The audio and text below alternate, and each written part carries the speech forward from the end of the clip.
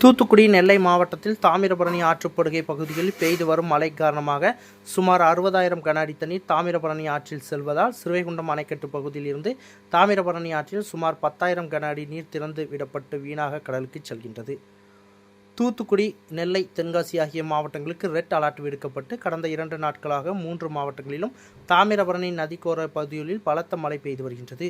மேலும் நெல்லை மாவட்டத்தில் பெய்த மழை காரணமாக அணைகளின் நீர்மட்டம் கிடுகிடு என உயர்ந்து வரும் நிலையில் பாபநாசம் அணையிலிருந்து சுமார் 1500 கன அடி தண்ணீர் திறந்துவிடப்பட்டுள்ளது. மேலும் தாமிரபரணி நதிக்கரையோர பகுதிகளில் பெய்த மழை காரணமாக சுமார் 40,000 கன அடி தண்ணீர் தாமிரபரணி ஆற்றில் கரை புரண்டு ஓடுகின்றது. மேலும் தூத்துக்குடி மாவட்டத்தில் தாமிரபரணி நதிக்கரை பகுதிகளான சிறுவைகுண்டம், ஏரல், கருங்குளம் உள்ளிட்ட பகுதிகளில் பெய்த மழை காரணமாக தூத்துக்குடி மாவட்டத்தில் தாமிரபரணி நதியில் சுமார் 60,000 கன அடி தண்ணீர் வரும் என மாவட்ட நிர்வாகம் சார்பில் அறிவிக்கப்பட்டு தாமிரபரணி கரையோரம் வசிக்கும் பொதுமக்கள் பாதுகாப்பாக இருக்க பல்வேறு நடவடிக்கை எடுக்கப்பட்டுள்ளது. இந்த நிலையில் தாமிரபரணி கரையில் வெள்ளம் கரை போல் புரண்டு ஓடுவதால் முன்னெச்சரிக்கை நடவடிக்கையாக சிறுவைகுண்டம் அணைக்கட்டு பகுதியில் இருந்து சுமார் 10,000 கன அடி நீர் திறக்கப்பட்டு வீணாக கடலுக்கு செல்லும் சூழ்நிலை உருவாகியுள்ளது. தூத்துக்குடி மாவட்டத்தில் சுமார் 639 குளங்கள் உள்ள நிலையில் தற்போது வரை சுமார் 40 குளங்கள் மட்டுமே 70 விழுக்காடு நிரம்பியுள்ளன. ஓட்டப்பிடாரம் பகுதியில் சுமார் 3 குளங்கள் முழுமையாக நிரம்பியுள்ளது.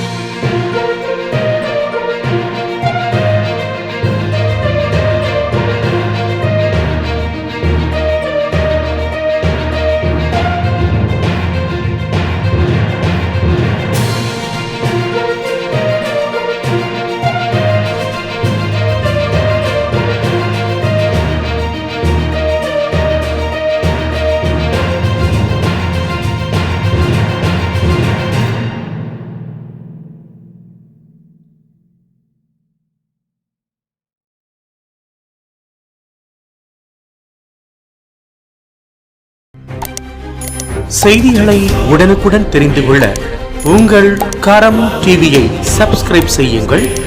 அதோடு பெல் பட்டனையும் கிளிக் செய்யுங்கள்.